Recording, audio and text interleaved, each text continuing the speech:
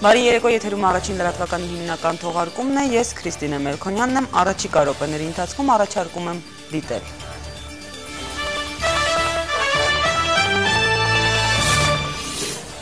Հոբելյանը մեկ օրով չի ավարտվում, հայկական զինուժի կազմավորման 21-ի միջոցառումները շարունակվում են Հայաստանում ու Հայաստանից դուրս։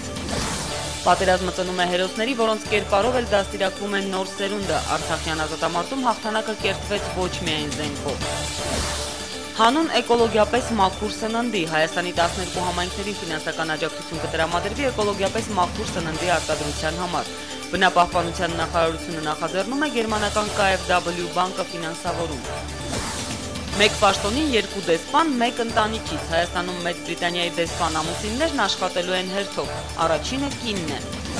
Առաջ դեպի բարձրագույն կրթություն, միասնական ընդունելության քննությունների մասնակցության հայտերն ընդունվում են փետրվարի 1-ից, գնահատման եւ թեստավորման կենտրոնն ունի նորամուծություններ։ Եվ այսօրվանից մեկնարկում է առաջավորած պահքը, այն կտևի 5 օր կավարտի փետրվարի 3-ից Սուրբ Սարգսի տոնի նախօրեին երեկոյան ժամերկությամբ։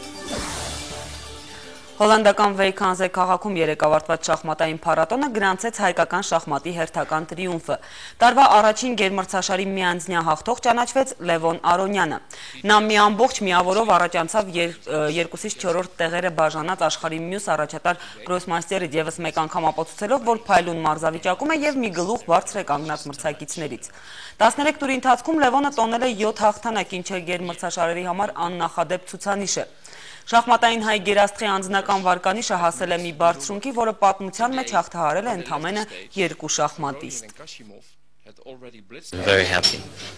Շատ ուրախ եմ, սա թերևս իմ կարիերայի լավագույն մրցաշարն էր, սկզբում առանձնապես չէի սպասում, որ այսպես կստացվի, բայց մի քանի հաղթանակներից հետո զգացի, որ ամեն ինչ լավ կլինի։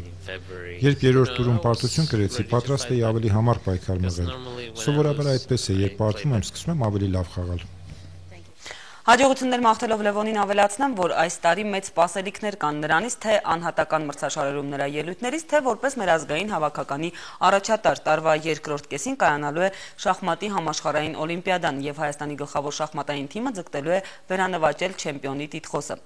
Տեղեկացնեմ նաեւ, որ Արոնյանի փայլուն հաղթանակի ու շախմատային մյուս թեմաների շուրջ է նաեւ այսօրվա առաջին հարցազրույցը, որը մեր եթերում կլինի 23:30-ին։ Նվեր Մնացականյանի հյուրերն են Հայաստանի շախմատի ֆեդերացիայի պատվավոր նախագահ ակադեմիկոս Վանիկ Զաքարյանը եւ Հայաստանի այս տարվա չեմպիոն հավաքականի անդամ Տիգրան Պետրոսյանը։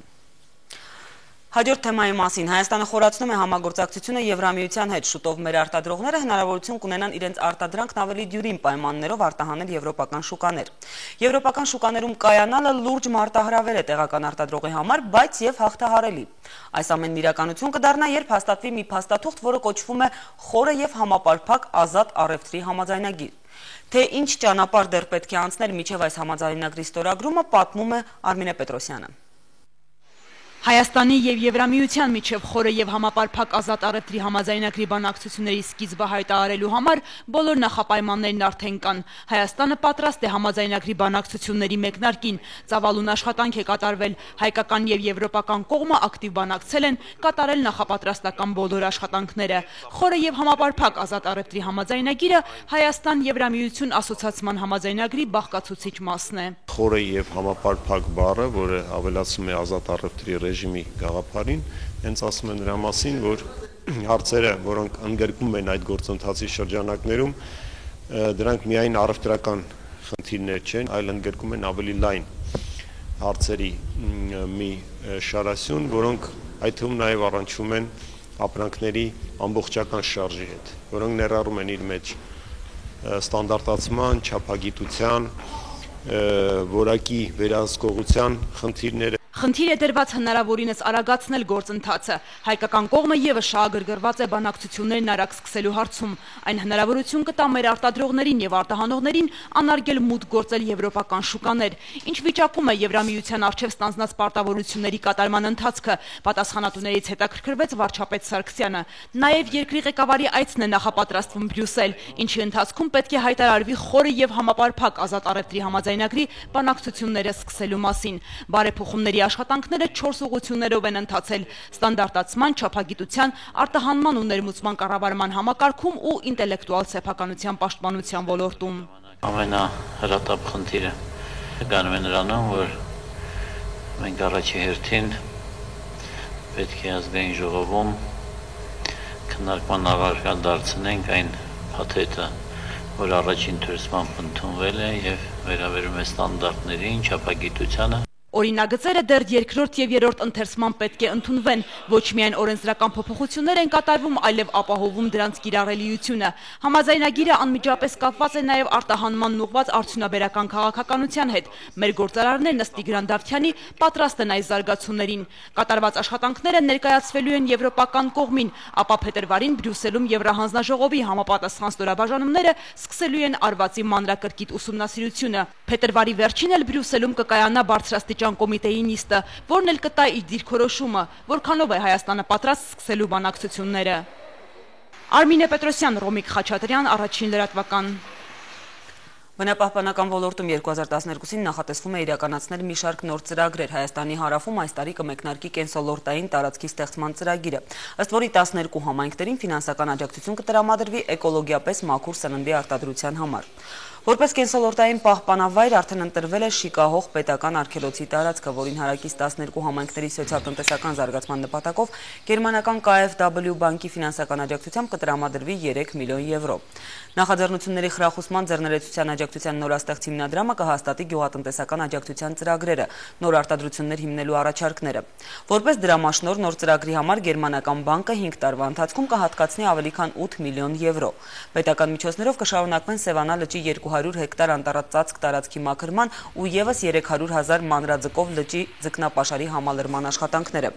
Գլոբալ էկոլոգիական հիմնադրամի հետ նախնական պայմանավորվածություն է ձեռք բերվել համատեղ իրականացնել Նուբարաշենի թունաքիմիկատների ոչնչացում ծրագիրը, որի համար կպահանջվի շուրջ 5 միլիոն եվրո։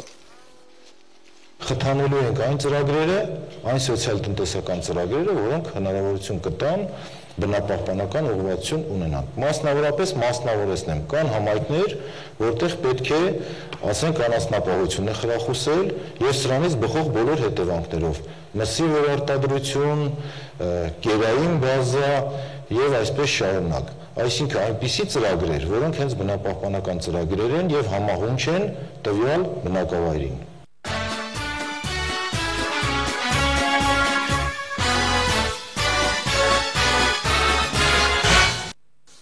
Հայաստանում ու նաև Հայաստանից դուրս շարունակվում են հայկական զինուժի կազմավորման 20-ամյակի միջոցառումները։ Այսօր ՀՀԿ երիտասարդական կազմակերպության բժշկական համալսարանի ուսանողական խորհրդարանի նախաձեռնությամբ շուրջ 300 երիտասարդներ եւ ուսանողներ այցելել են Եռաբլուր հարգանքի տուրք մատուցելու իրենց կյանքը հայրենիքի համար զոհաբերած հայրենիքների հիշատակին։ Երիտասարդները ծաղիկներ են դրել հերոսների շիրմաքարերին, խոնարհվելով նրանց հիշատակի առջև, գիտակցումով ու ամենայն պատասխանատվությամբ, որ որպես մեր ազգի երիտասարդներ ապրում են նույն սկզբունքով ու ամեն վայրկյան պատրաստ են ստանձնել հայրենիքի պաշտպանությունը եւ արժանի հակահարված տալ ցանկացած ոտնձգության, դա լինի քաղաքական, ռազմական թե գաղափարական։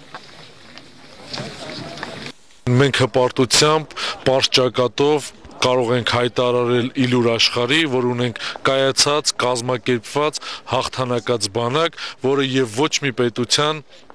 բախտ չի վիճակվել ունենալ 20 տարիների ընթացքում։ Երիտասարդները Պանթեոնում կատարել են նաեւ հայրենասիրական երգեր։ Հայոց բանակի 20-ամյակը նշել են նաև հայրենիքից հեռու ապրող մեր հայրենակիցները։ Ռուսաստանի հյուսիսային մայրաքաղաքում մեր բանակի հոբելյանը սկսվել է Սուրբ Պատարագով Արցախյան ազատամարտի հերոսների հիշատակին հարգանքի տուրք մատուցելով։ Իդեպ հենց Սանկտ Պետերբուրգի ռազմաուսումնական հաստատություններում են կրթություն ստացել հայկական զինված ուժերի բազմաթիվ զինծառայողներ։ Հայոց բանակի կազմավորման 20-րդ տարեդարձի կապակցությամբ Սանկտ Պետերբուրգի Սուրբ Կատարինե հայկական եկեղեցում մատուցվեց պատարագ։ Եկեղեցում հավաքվել էին հայ համայնքի ներկայացուցիչներ, քաղաքի զինվորական ուսումնական հաստատություններում սովորող հայ սպաներն ու կուրսանտները։ Եկեղեցու վանահայր Տեր Սարգիս Քահանա Չոփուրյանը շնորհավորելով ներկաներին կարևորեց հայ զինվորի պատրաստակամությունը, պաշտպանելու հայրենիքը, հողը, ընտանիքն ու սրբությունները։ Միաժամանակ ընդգծեց. «Պիտի աղոթենք, որ ձեր ծառայությունն անցնի խաղաղ պայմաններում»։ Պահեստազորի գնդապետ Արմեն Գաբրիելյանը հայոց բանակում իր ծառայությունը սկսել է դժվարին 1992 թվականին լեյտենանտի կոչումով եւ զինված ուժերին նվիրել կյանքի 19 տարիները։ Ասում է, անցած տարիների ընթացքում հայոց բանակը մեծ բարձունքների է հասել։ Առանց զենքի մենք պատրաստ էինք ճակատ գնալ, առանց զենքի կռվում էինք։ Մեր եղբայրները իրանց կյանքերը տալիս էին միայն հոգու համար, իրանց հողի համար ոգևորված։ Իսկ այսօր մենք հասել ենք այն վիճակի, որ մեր բանակը տարածաշրջանում համարվում է ամենահզորը եւ այդպեսին կա։ Հայոց բանակի կայացման գործում փոքր չէ նաև թիկունքի եւ տրանսպորտի Սանկտ Պետերբուրգի ռազմական ակադեմիայի պրոֆեսոր գնդապետ Վրեժ Հարությունյանի ներդրումը։ Ну 90%. Հայաստանի Հանրապետության զինված ուժերի թիկունքի սպաների շուրջ 90%-ի դաստիարակման գործին մասնակից եմ եղել։ Դասախոսություններ եմ կարդացել, աջակցել նրանց կայացմանը։ Ու ես հպարտանում եմ, որ այսօր Հայաստանի զինված ուժերի թիկունքի ղեկավարությունը փաստացիորեն բաղկացած է իմ շրջանավարտներից։ Հայոց բանակի կազմավորման 20-ամյակի կապակցությամբ հայ համայնքի կազմակերպած հանդիսավոր երեկոյի ընթացքում զինվորական ուսումնական հաստատություններում սովորող 8 սպա պարգևատրվեց անբասիր ծառայության համար մեդալներով, մի շարք սպաներ էլ, ինչպես նաև Սանկտ Պետերբուրգի հայկական մշակութային ինքնավարության նախագահ Կարեն Մկրտչյանն ու գլխավոր հյուպատոս Վարդան Հակոբյանը պարգևատրվեցին զինված ուժերի 20-րդ տարեդարձի հոբելյանական մեդալներով։ Գոհար Մարտիրոսյան, առաջին լրատվական, Սանկտ Պետերբուրգ։ Նորակոչիկների համար ծառայությունը սկսվում է զորակոչվելու մասին ծանուցագիրը ստանալու պահից եւ ոչ միայն նրանց, նաեւ ամբողջ ընտանիքի։ Ու հենց այդ պահից էլ կյանքը փոքրինչ շեղվում է բնականon հունից։ Որքան էլ հպարտությամբ, բայց նաեւ անհանգստությամբ են մայրերը որդիներին բանակ ճարապարում։ Զորամասում չմրսեն, քաղցած չմնան, նաեւ կռիվ չանեն։ Տղաները մտահոգվելու իրենց թեմաներն ունեն, որպես կանոն սկսում են ավակ ընկերներից տեղեկանալ ներքին հարաբերությունները ճիշտ կազմակերպելու նրբություններին։ Հերմինե Բաղդասարյանը հանձն է առել մի զորամասի օրինակով ներկայացնել բանակի ներքին խոհանոցը բառիս ուղիղ եւ անուղղակի իմաստով։ Տղաներն ավանդույթ ունեն զորամաս մեկնողներին վերադարձողներն իրենց պարտքն են համարում ընկերական մի քանի խորհուրդ տալ։ Ասում են ավել չաներ, զուգարանչ մաքրել, այդպես էլի ուրիշը գերած համանը չլված։ Մարտունուց Երևան հասնելուց հետո միայն զորակոչիկ Ճռիկյանը իմացավ խրատներն ախր արդեն ժամկետանց են։ Զորամասի սանհանգույցը օրը 3 անգամ խնամքով լվանում, մաքրում են ոչ թե տղաներն, այլ Սիրանու շտատին։ Զուգարան մաքրելու, լվացարան փայլեցնելու, աղբը թափելու, ճաշ եփելու եւ էլեկտրիկի աշխատանքները հայկական բանակում արդեն մի քանի տարի է զինծառայողների վրա չէ։ Նման գործերը վճարովի հիմունքով կազմակերպվում են քաղաքացիական հաստիկների բանվոր ծառայողների միջոցով։ Եթե նախկինում վատ տեսքով էին նայում զինծառայողների միջև ինչ-որ կոնֆլիկտային հարաբերություններ էր ստեղծվում զուգարանները մաքրելու, կարգի բերելու հետ կապված, այսօր այդ խնդիրը չունեն ու չունեն ոչ մի զորամաս։ Բոլոր զորամասերում են այսպես կոչված ասանիզատորները դրսի մարդիկ։ Փոփոխությունից հետո հրամանատարներն էլ զգացին, որքան նվազեց տղաների ներքին լարվածությունը։ Խնդիրը դեռ սովետական բանակից էր գալիս, բայց արդեն անցյալում է, վստահեցնում են զինված ուժերում։ Յուրաքանչյուր նորակոչիկ զինծառայող երբ գնում են, ի սկզբանե նման աշխատանքներով նսեմացնելու ինչ-որ մի աղբյուր էին ման գալի, որից մեկը դա էր։ Նման աշխատանքների ուղարկեն, այնտեղ պարտադրեն, որպեսզի նա իր կամքից հակառակ իր կամքի նման աշխատանքներ կատարել, այդ իսկ ամենով նսեմացնեին։ Այժմ նման աշխատանքներ չկա։ Հիմա տղաները ամիսը 3 անգամ ճաշարանում նորից են հերթապահություն իրականացնում նախկին առաջադրանքներից, սակայն մնացել է միայն լցրած ճաշերը սեղանին դնելը, զորքի ուտելուց հետո էլ ափսեները լվացարարին հանձնելը։ Դե էսենց խախանդ է իմ վաղտ այդ մագրցան վերով կասկարի մարի։ Ինչպես տանը ընտանիքում, այնպես էլ զինվորական ճաշարաններում հիմա կանայք են խոհանոցի տերու տիրականը եւ մաքրության եւ ուտելիքի համի պատասխանատուն։ Շերեփը հենց ձեռքն է առնում, տիկին Հերմինեն մտածում է, տեսնես իր տղաներին ինչպես են կերակրել։ Մեծ տղաս ծառայելա Ղարաբաղում, փոքր տղաս ծառայելա Կարճախբյուրում, այդպես դժվարություններ չեմ լսել, միգուցե ինչ որ բան էլ արել են, չեն արել, ես դա չգիտեմ։ Եթե զինվորական ճաշարանում կարողանաս աշխատել, ռեստորանում էլ գործի կվերցնեն, կատակում են այստեղի սպիտակ խալաթավորները։ Սնունդը գրամ պետք է ճիշտ հաշվել։ 428 զինվորի չափաբաժինն ասա։ Չափաբաժինների մեջ մտնում է գազար, բազուկ, կաղամբ, սող։ Ճաշարանի միակ տղամարդուն վստահվել է խոհանոցի ամենատղամարդկային մսագործի աշխատանքը։ Ճիշտ է, կանայք սովորույթի համաձայն դրան են խառնվում։ Հիմա փլավի համար ենք առնում, որ խառնենք միսը